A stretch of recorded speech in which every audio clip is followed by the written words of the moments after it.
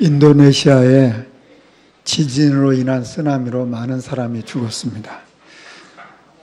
쓰나미로 몰려오는 그 자를 피하지 못한 거죠. 세상에는 이렇게 위험한 자리, 사고의 자리, 죽음의 자리가 있는 것을 우리가 알 수가 있습니다. 그 자리에서는 아무리 훌륭하고 인격적이고 착하고 성공했고 힘이 장사라 했을지라도 그 재앙 앞에는 아무 도움이 안 됐습니다. 그 자리가 재앙의 자리, 죽음의 자리라는 사실을 모르고 있었던 분이죠. 제가 이렇게 그 내용을 좀 보고 싶어서 유튜브를 들어가 보니까 그 동영상에 이런 내용이 나오더라고요. 한 분이 높은 데서 소리를 지릅니다. 쓰나미가 온다고 막 소리를 지르는 거예요. 그러니까 빨리 높은 데로 피하라고 이분이 소리를 지르다가 나중에는 막 울먹이면서 소리를 지르더라고요. 왜 이분은 이렇게 울먹이면서 소리를 질렀을까요? 쓰나미가 오는 걸 봤기 때문에. 바로 저 밑에 있으면 다 죽을 것이기 때문에 빨리 올라오라고.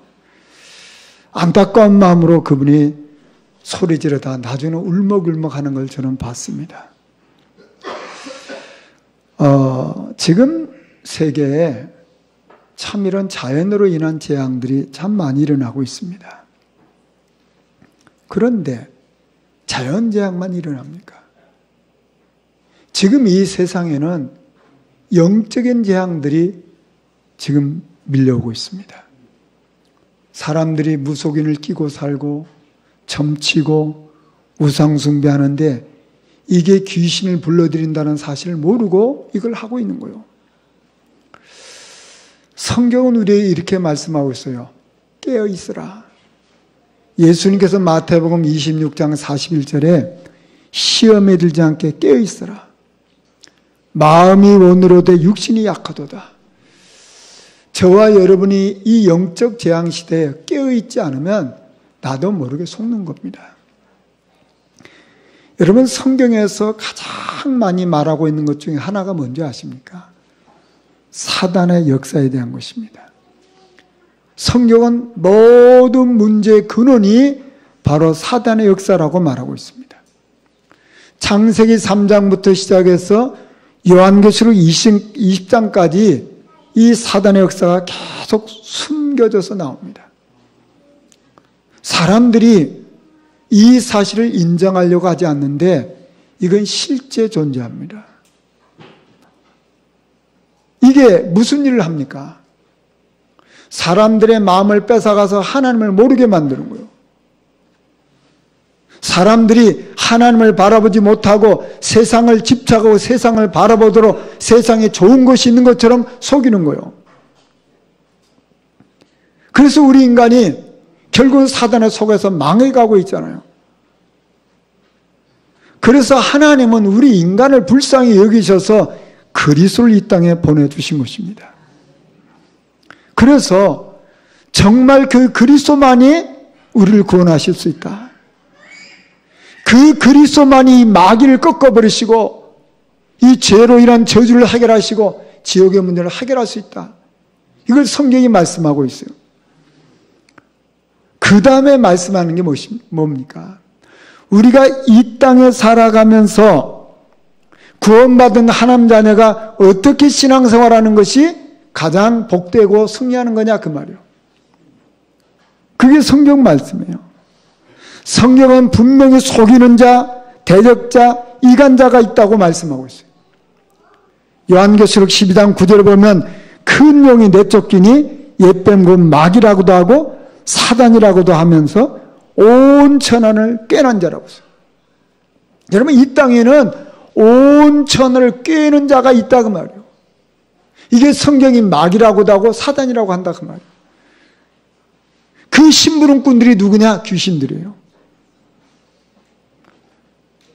그래서 세상에는 우리가 이해할 수 없는 이상한 일들이 많이 일어나는 거예요. 왜 이런 일이 일어날까? 성경에는 분명히 원인을 밝히고 있다니까요. 이게 얼마나 교묘한지 아십니까? 예수님이 40일 금식을 하셨는데 이 마귀가 예수님에게 찾아가서 아주 그럴듯하게 속이는 겁니다. 배고프지? 이 돌 가지고 떡을 만들어 먹으면 될 거 아니야? 얼마나 그럴듯한 얘기입니까?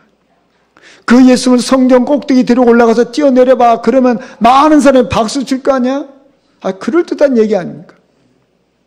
높은 산에 올라가서 천하만민을 다, 천하만국을 다 보여줘서 내게 절만하면 다 주겠단 말이에요.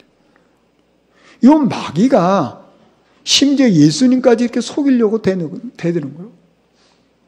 여러분, 구원받은 자에게는 이 마귀가 그냥 지나갑니까? 베드로서 5장 8절에 이렇게 말씀하고 있어요.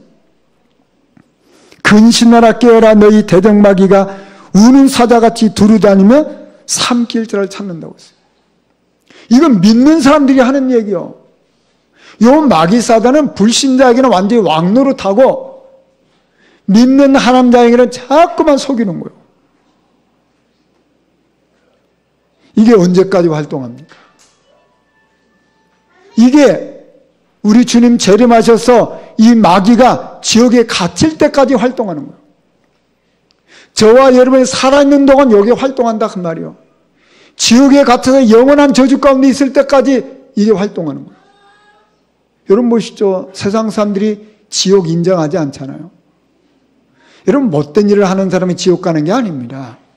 마귀의 자녀가 마귀가 지옥에 끌려갈 때 같이 끌려가는 거예요. 이걸 사람들이 모르잖아요. 이 사단의 역사를 모른다 그 말이에요.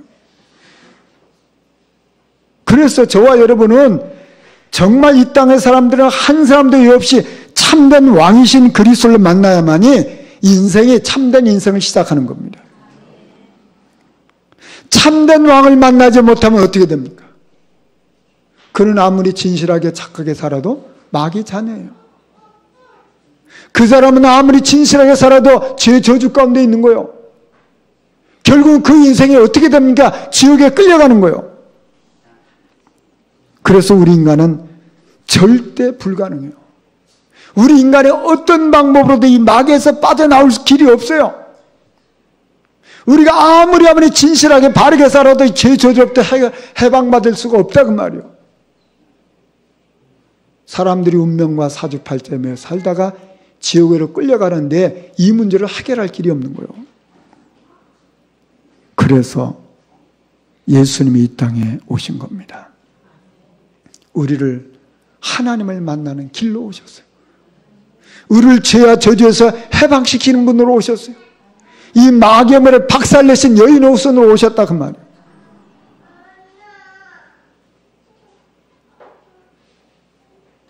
세상 임금을 꺾어버릴 그리스도로 오신 거예요. 그래서 저와 여러분은 참된 왕이신 그리스도를 만나야만 우리 인생은 참된 시작이 되는 겁니다. 그래서 우리가 이 땅에 살면서 우리의 대적이 누군지를 선명하게 알아야 돼요. 에베소 6장 2절에 보면 우리의 싸움은 혈과 육의 싸움이 아니에요. 사람과 싸우는 게 아니란 말이에요. 누구와 싸워야 됩니까? 하늘에 있는 악의 영들과 싸우는 거예요. 사단과의 싸움이라고 말이에요. 여러분 잘 한번 보시죠. 우리 가정에 어떤 문제가 옵니까? 부모 자식 간에 어떤 문제가 옵니까? 우리가 사회에서는 어떤 문제가 옵니까? 알고 보면요, 하늘에 속한 악한 영의 역사라 그 말이에요. 저와 여러분이 싸울 대상이 선명하게 보여야만이 싸움을 되는 거예요. 괜히 옆에 있는 사람하고 싸운다니까요. 괜히 옆에 있는 사람하고 자꾸만 시기 질투하고 싸우는 거예요. 그거 속고 있는 거 아닙니까? 세상 임금과 싸우는 거예요. 공중옷에 잡은 자와 싸운다 그 말이에요. 예수님께서 제자들을 부르셨어요. 왜 불렀냐? 함께하기 위해서 부르셨어요. 왜 불렀냐? 전도도 하면 귀신을 내어 쫓는 권세를 주려고 부르셨다고 말이에요. 그래서 우리로 하여금 이 땅에서 살아갈 수 있도록 뱀과 정갈을 밟으며 원수의 모든 능력을 제할 권세를 주신 거예요. 싸움 대상이 선명하기 때문에 이 권세를 주신 거예요.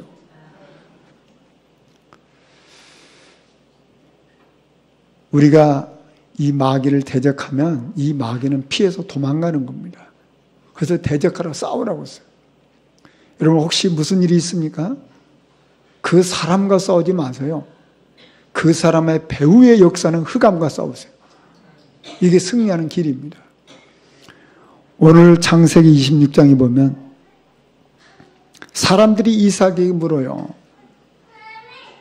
옆에 있는 리브가가 네 아내냐? 그러니까 이삭이 얘 제 아내입니다 이렇게 말해야 될 거 아니에요. 아니에요. 내 여동생이에요.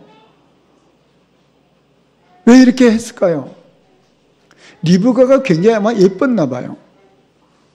그러니까 사람들이 내 아내 리브가를 탐내가지고 그 리브가를 자기 사람 만들려고 나를 죽이고 내 아내를 뺏어갈 거 아니냐 말이에요.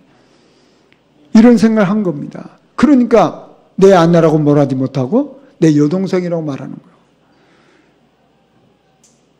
왜 이삭이 이렇게 두려움에 빠졌죠? 자기가 약해진 거예요. 더 깊은 것은 그 깊은 곳에, 뿌리 깊은 그 마음 깊은 곳에 뭐가 있어요? 불신앙에 사로잡혔단 말이에요. 여러분, 두려움에 사로잡히면요, 사람이 판단력을, 이성을 잃어버립니다. 하나님의 약속이 생각이 안 나는 거예요. 내가 언약의 백성인데 이게 생각이 안 나는 거예요. 하나님의 능력이 안 믿어지는 거예요. 그래서 완전히 불신앙에 사로잡히는 거예요. 그러니까 이렇게 초라하게 비굴한 사람이 돼버리고 만 거예요. 이삭이 이제 그 지역에서 오래 살다 보니까 오늘 아비멜렉 왕이 창문을 열고 보는데 이삭이 이 리브가를 껴안고 있는 거거든. 그러니까 아비멜렉 왕이 아니 저기 자기 부인 아니야? 그래서 이삭을 불렀어요. 아니 리브가가 당신 부인 아니냐 그랬더니 예, 제 부인 맞아요. 근데 왜 여동생이라고 속였냐 말이야. 아니 내 부인이라고 말해도 왜 여동생을 왜 속였냐 말이야. 이때 이삭이 뭐라고 말합니까? 내 생각에 내 아내 리브가로 말미암아 내가 죽게 될까 두려워해서 그랬습니다. 자기 생각에. 여러분, 생각이 두려움에 잡혀버리면요, 이게 완전히 나중심으로 바뀌어버리는 거예요.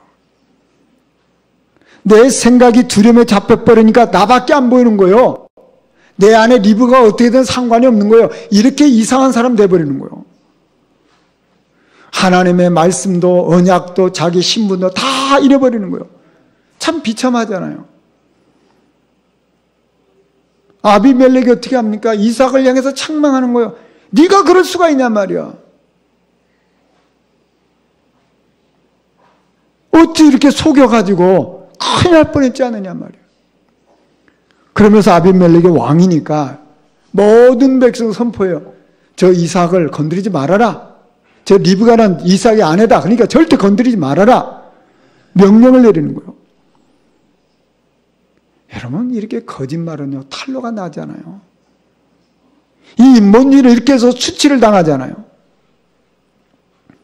언약의 백성이, 하나님의 백성이 불신자에게 이렇게 수치를 당하고 책망을 받는 거예요. 저는 이 말씀을 묵상하면서 그래, 두려움을 그러면 누가 주는 거냐 하는 겁니다. 갑자기 이삭이 두려움에 잡혔는데 이 두려움을 누가 주는 거냐 말이에요. 히브리서 2장 15절에 보니까 죽기를 무서함으로 한평생 매어 종로로 타는 모든 자를 놓아주려 함이라. 여러분, 죽음이 싹 죽을 것 같은 생각이 들어오니까요, 어떻게 됩니까? 완전히 생각이 잡혀가지고 종로로 타는 거예요. 저와 여러분 인생이 이렇게 살았다 그 말이에요. 이거 죽을까 봐. 그러니까 겁나잖아요. 겁난 게 생각이 잡혀버리는 거예요. 그러니까 내가 살 길이 뭐냐 말이에요. 주님 바라봐야 되는데 내가 살 길이 뭐냐고 이렇게 수치를 당하는 거예요.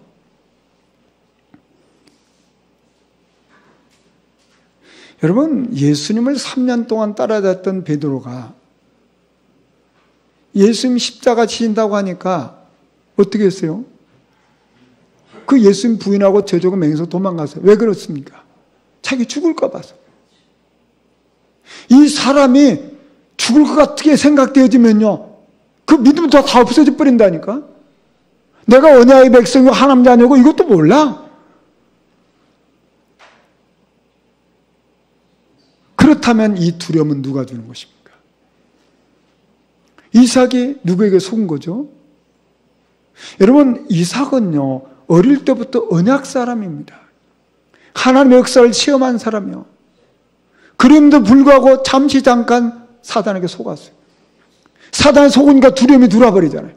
두려움이 그 생각을 사로잡아 버리잖아요. 그러니까 완전히 이상하게 되는 거예요. 사단이 구원받은 사람은 예로 지나가지 않습니다. 두려움 갖다 주죠. 염려도 심어주죠. 자꾸 비교의식도 심어주죠. 시기 질투도 심어주죠. 조급한 마음도 심어주죠. 음란한 마음도 심어주죠. 누가 하는 것입니까? 사단이 하는 것이라고 말이에요. 하나님의 말씀이 생각이 안 나는 거예요. 그 순간에. 그래서 실패해서 수치를 당하는 모습이 오늘 성경 아닙니까? 여러분, 다윗과 사울 왕에 대한 얘기를 우리가 알지 않습니까? 다윗은 평소에 무슨 일을 합니까? 여호와의 율법을 즐거워하고 그 율법을 주야로 묵상하는 개인 영적 시스템이 있어요. 하루에 7번씩 주님을 찬양하는, 주님을 바라보는 그 시간이 있어요. 새벽에 주님을 바라보고 밤에 주님 앞에 하루를 점검하면서 기도하고. 자, 늘 개인 영적 시스템을 갖추고 인도를 받고 있는 다윗에게 문제가 오고 어려움이 올 때마다 어떤 고백합니까? 아, 이게 내 인생 여정 속에 일어난 일이지. 물론 두려움이 오지만 그게 자기 생각을 잡지를 못했어요. 늘 말씀 붙잡고 인도받으니까. 내 인생 성전 짓는 게 하나님 뜻이잖아. 성전을 짓는 거 인생 여정 꿈이 분명하기 때문에 그에게 이런 일 저런 일이라도 상관이 없게 되는 거예요. 그런데 사울 왕을 보세요. 그가 비록 왕이지만 자기 생각밖에 없어요. 내가 어떻게 하면 왕권을 오래 유지하냐? 이것밖에 없어요. 그러니까 늘 염려하죠. 어느 날 다윗이 골리앗을 물리치고 돌아오는데 백성들이 너무 기쁘고 감사해서 노래를 지었어요. 사울이 죽은 자는 천천히요, 다윗이 죽은 자는 만만이라. 이게 노래가 사울 왕에게 들린 거예요. 이게 뭐냐 말이에요. 이게. 아니, 그러면 다윗이 점점 백성들 인기가 이게 높아지면 앞으로 저 다윗이 내 왕권을 뺏을 거 아니냐 말이야. 그러니까 막 미움이 들어가잖아요. 누가 주는 생각입니까? 그러다 결국은 악신이 들리잖아요. 악신 들리니까 계속 다윗을 죽이려고 막 쫓아다니는 거 아닙니까? 여러분, 결과가 어떻게 됐습니까? 사울 왕은 비참하게 죽고요. 다윗은 결국 성전 지을 준비를 다 하잖아요. 여러분, 저와 여러분의 인생에 사단은 추상적인 존재가 아닙니다. 여러분, 이삭을 속이고 무너지게 하는 장본인입니다. 베드로를 무너지게 하는 장본이에요. 사울 왕을 악신 들리게 해서 망하게 한 장본인이라 그 말이에요. 저와 여러분이 깨어 있지 않으면 순간 사단에게 잡힙니다. 두려움에 잡히는 거예요. 자, 이삭이 두려워서 이렇게 불시간하는데 하나님은 어떤 일을 하셨습니까? 참 놀라운 일이죠. 이방인인 이 아비멜렉 왕으로 하여금 이 이삭과 그의 아내를 보호하게 합니다. 왜 이런 일이 일어났을까요? 분명히 이삭이 잘못했어요. 두려움에 잡혀갖고 생각이 완전히 불신자와 똑같은데 아비멜렉, 이방인의 아비멜렉을 통해 가지고 이삭과 그 리브가를 지켜줘요. 왜 그럴까요? 여러분, 성경은 왜 이렇게 이삭의 실수를 우리에게 보여주면서 또 회복시키며 보여줄까요? 언약의 백성은 절대 안 망한다 그 말이에요. 창세기 22장 18절에 내 씨로 말미암아 천하 만민이 복을 받으니, 이삭으로 말미암아 천하 만민이 복을 받을 일이에요. 이삭은 언약의 사람이라 그 말이에요. 언약의 사람은 하나님이 절대로 보호한다 그 말이에요. 절대적으로 보장하신다 그 말이에요. 하나님이 언약의 백성을 절대 떠나지 않아요. 여러분 우리가 생각해 보세요.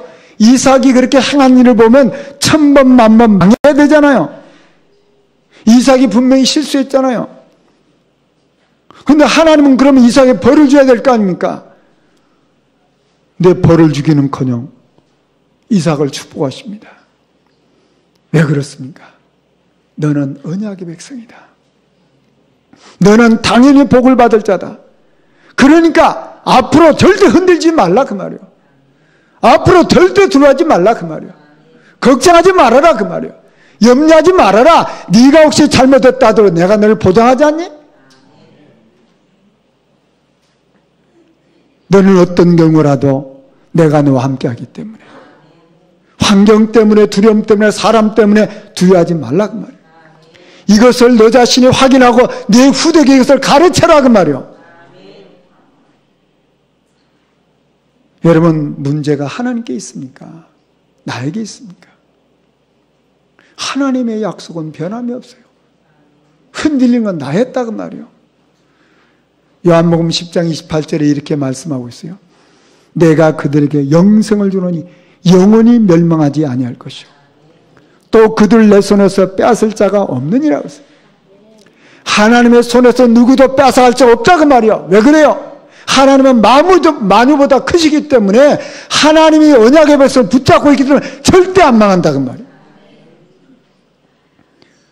저와 여러분이 혹시 불신앙에 빠져도 하나님의 말씀은 반드시 이루어집니다.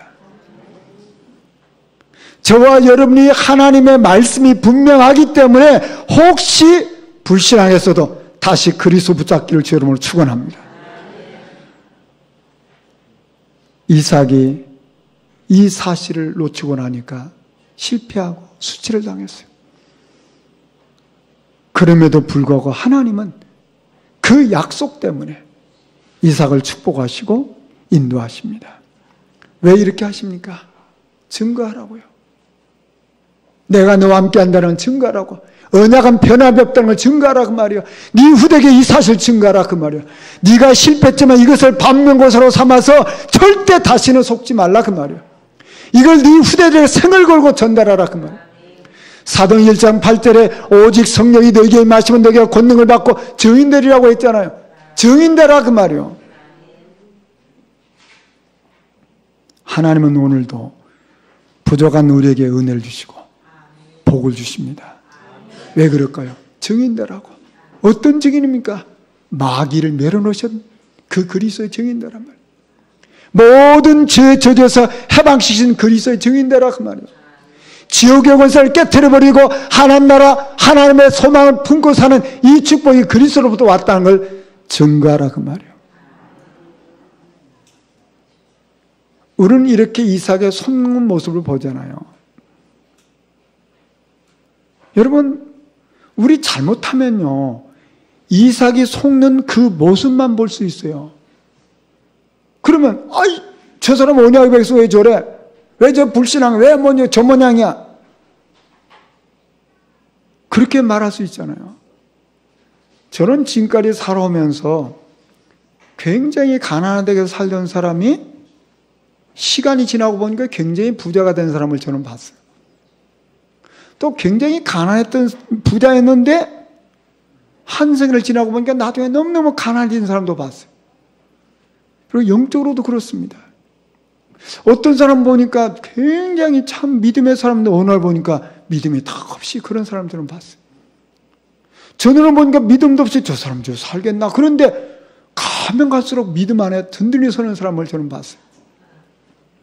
그래서 제 마음에 무슨 생각이 드냐, 아 사람은 기다려줘야 되겠구나.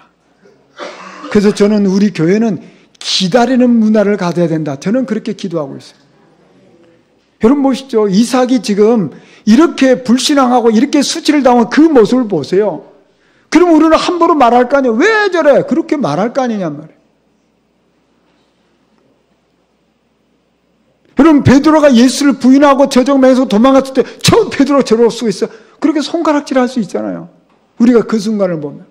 근데 나중에 인생 전체를 놓고 보세요. 어떻게 됐습니까? 이삭 인생 전체를 놓고 보세요. 베드로 인생 전체를 놓고 보세요. 여러분, 바울이 예수 핍박하는 사람 아니었습니까? 그 망할 사람이지, 죽여야 될 사람이지. 근데 인생 전체를 놓고 보세요. 어떤 사람이 됐습니까? 여러분, 오네시모를 보세요. 주인에게 손을 치고 도망가서 아주 못된 사람이 있는데 그 사람이 나중에 바울의 신복이 돼서 골로새 교회 감독이 됐단 말이에요. 우리는 인생 전체를 놓고 보면 기다릴 수밖에 없어요. 모세 보세요. 나이 많잖아요. 실패한 사람이잖아요. 근데 인생 전체를 놓고 보니까 그 모세를 통해서 애굽에 있는 백성이 다 살아나고 누가 생각했겠냔 말이에요. 우리는 함부로 사람을 볼 때 내 수준으로, 내 기준으로 평가한다는 것은 굉장히 위험하다는 걸 알아야 돼요. 우리 집중신학원 책임자였었던 그 서수복 장로님이 남편이 갑자기 돌아가셨어요. 이게 얼마나 큰 충격이었겠습니까? 그게 이제 아들이 또 충격이 있겠죠. 근데 장로님이 교회에서 중요한 일을 맡다 보니까 교회 중심으로 살 수밖에 없었어요. 근데 집이 교회에서 1시간만 떨어졌어요. 그러니까 이 아들을 관리를 못하니까 이 장로님의 생각에는 이게 집을 교회 근방으로 이사를 해야 내가 일을 하다가 잠깐 나가서 애한테 밥도 차려주고 좀 돌보고 또 와서 해야 되겠다고 생각하고 그냥 아무 상의 없이 집을 팔고 교회에 가까운 데로 이사를 했어요. 근데 이 아들이 아버지가 돌아가신 것으로 인해서 얘가 굉장히 충격을 받았어요. 뭐 그렇지 않겠습니까? 그래도 그 동네 아이들, 친구들이 이완이 됐어요. 근데 갑자기 이사를 하니까 1시간만 떨어진 그곳은 이제 애가 갈 수가 없잖아요. 그러니까 친구가 다 떨어진 거예요. 그러니까 얘가 그때 아버지 돌아가시고 얼마 전에 충격받은 데다 이사를 해서 친구들 다 떨어져 버린 게 애가 시험이 들어가지고 집을 나가버렸어요. 10대 때. 그러니 장로님이 얼마나 힘들었겠어요. 장로님 고백입니다. 목사님, 기도하고 기다리는 것 외에는 제가 할 수 있는 일이 없었어요. 그런데요, 17년 만에 이 아들이 우리 신학교로 왔어요. 17년 만에. 돌고 돌고 돌아가지고 저희 신학교로 왔어요. 신학을 공부했어요. 올 봄에 목사 안수를 받았어요. 얼마 전에 한 2-3주 전에 결혼했어요. 근데 이 친구가 우리 신학교 한번 감증하러 왔어요. 근데 자기 인생 얘기를 하더라고요. 참 아버지 돌아가시고 상처받고 엄마가 이렇게 미운 게 아닌데 너무 친구들이 없어가지고 막 외로운 가운데 이렇게 하다 보니까 자기도 모르게 뛰쳐나가가지고 17년을 방황하다가 이제 돌아와서 목사가 됐어요. 목사가 됐는데 서울에 김완신 목사님이라고 그 교회 부목사로 가 있거든요. 근데 이제 우리 교회처럼 이제 전도자들, 거기는 이제 새생명 초청잔치인데 그걸 한 거예요. 근데 목사님이 강단에서 전도하는데 아는 사람에게 가서 전도를 해요. 아는 사람에게. 근데 이제 이 아들이 손은찬 목사인데 부산에서만 살다 서울에 이제 교육적으로 왔으니까 서울에 아는 사람이 하나도 없어. 근데 어떻게 생각해 보니까 자기 사촌 누나가 서울에 사는 거라. 그래서 목사님 말씀 듣고 사촌 누나에 가서 예수를 설명했어. 근데 왜 누나입니까? 이게 시간 빼고 돼가지고 이 사촌 누나가 예수를 영접했어요. 근데 사촌 누나가 너무너무 기분이 좋아가지고 가족들을 다 믿게 해가지고 전부 다 교회를 나왔어. 그 교회. 그리고 이 손은찬 목사를 통해서 8식구가 아니고 8가정이 교회화됐어요. 이제 서수복 장로님이 각 교회마다 집중신학을 하잖아요. 그 교회 가봤더니 자기 아들을 통해서 전도된 사람이 상당히 많은 거라. 여러분 8가정이라니까. 그러면서 장로님이 저한테 얘기하더라고요. 목사님, 정말 기도하고 기다리는 것 외에는 제가 할 수 있는 방법이 없었어요. 그런데 하나님이 제 아들을 이렇게 변화시키셨어요. 여러분, 우리는 내 수준으로, 내 기준으로 사람을 평가하면요, 실수합니다. 하나님이 어떻게, 언제, 사람을 어떻게 변화시킬지 우리가 어떻게 합니까? 내가 뭔데 사람을 함부로 내 기준으로 판단하고 정죄합니까? 저는 그래서 오늘 찬송가 95장을 선택했어요. 나의 기쁨, 나의 소망 되시며 나의 생명 되신 주, 밤낮 불러서 찬송을 드려도 늘 아신 마음뿐이네. 저와 여러분에게 예수님이 기쁨이요, 예수님이 소망이요, 예수님이 생명 되기를 주의 이름으로 축원합니다.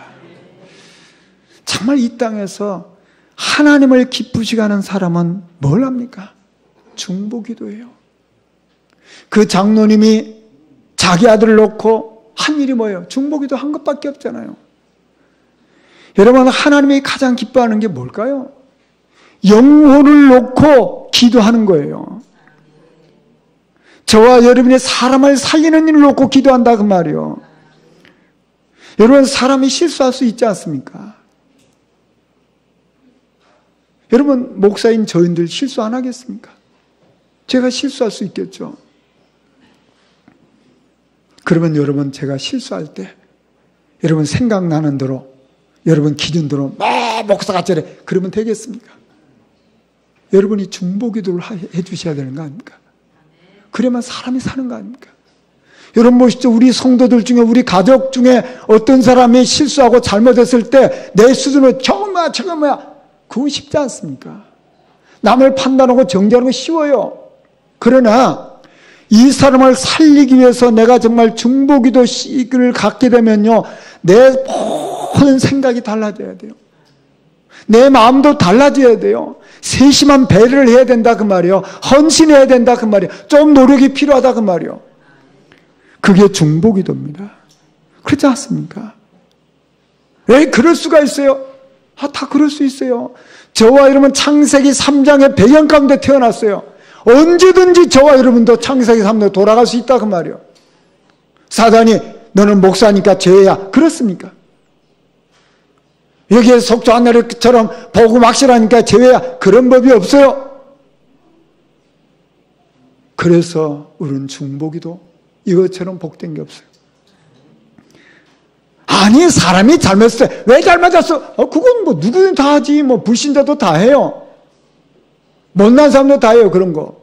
그러나 내가 정말 저 사람을 살리려고 마음을 먹고 기도하고, 이건 쉽지가 않은 거예요. 이건 복음의 사람만 할 수 있는 거예요. 전도서 4장 12절에 한 사람이면 패하겠거니와 두 사람이면 맞설 수 있나니 세겹줄은 쉽게 끊어지지 아니하느니라. 저와 여러분이 같이 힘을 합해서 사람을 살려야 되겠다. 저 넘어진 저 사람을 도와서 살려야 되겠다. 이게 하나님 기뻐하는 거 아닙니까? 저와 여러분 인생이 이 마음 가지고 인도 받는 게 정말 하나님께 영광 돌리는 거 아닙니까?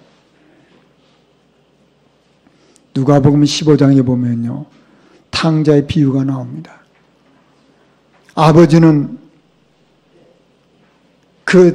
자기가 죽지도 않았는데 유산 달라고 그래가지고 유산 받아가지고 못된 짓 하고 망해야 되는데 이놈이 돌아왔어요.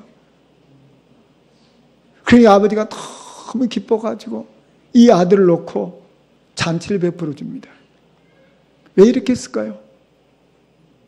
아버지는 자기를 배반하고 도망갔지만은 이 아들을 놓고 계속 기도한 거 아닙니까? 이 아들이 돌아오기를. 저 망하지 말고 죽지 말고 돌아오라고 말이야. 이걸 아버지는 늘 기도한 거 아니냐 그 말이요. 그런데 바깥에서 일을 하고 돌아온 아들이 있어요. 큰아들이죠. 큰아들은 아버지 옆에서 늘 아버지 도와주는 아주 효성스러운 아들이죠. 돌아보니까 자기 동생이 와 있어요. 근데 보니까 잔치를 베풀어줘. 얼마나 감사한 일입니까? 근데 이 아들은 어떻게 생각합니까? 그놈 자식, 아버지 죽지도 않았는데 아버지 유산 발놓고 지금 못된 짓을 하고 저러 갔으니 저 망해야지, 죽어야지, 저런 왜 돌아왔어 저거? 또 아버지는 그놈을 혼내줘야 되는데 혼내지도 않고, 아니 그놈 자식을 위해서 잔치를 베풀어 주다니?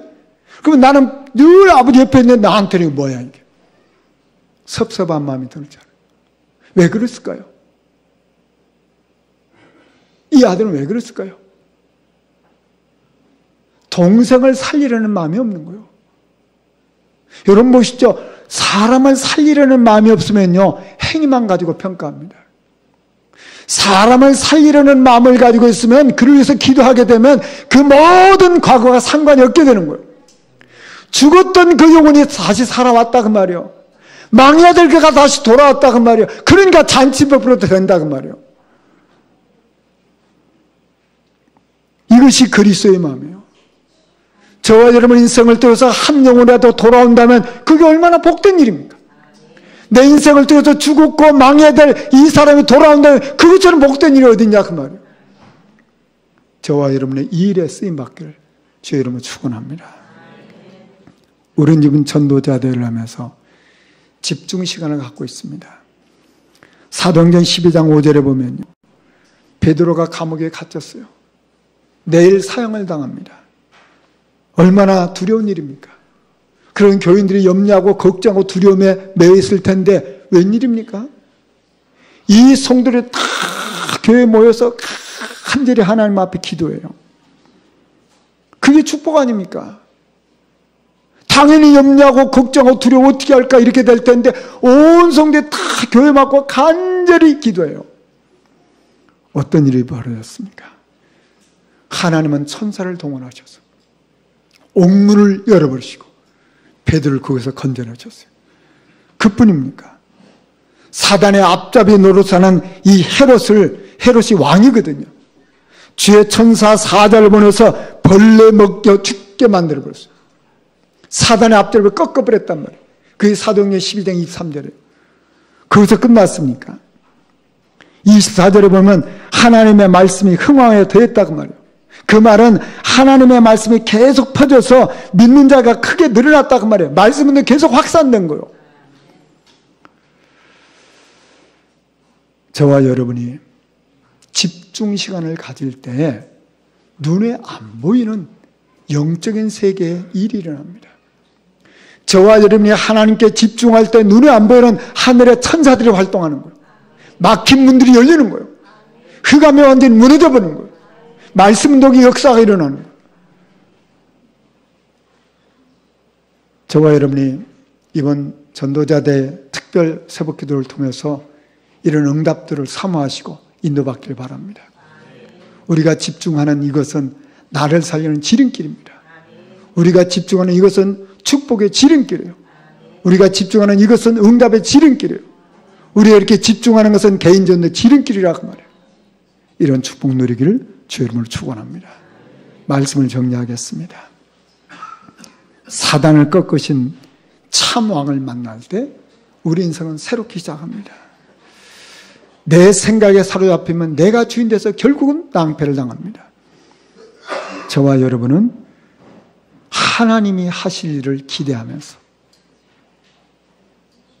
정말 중보기도 속에 집중하는 축복 속에 인도받기를 주의 이름으로 축원합니다.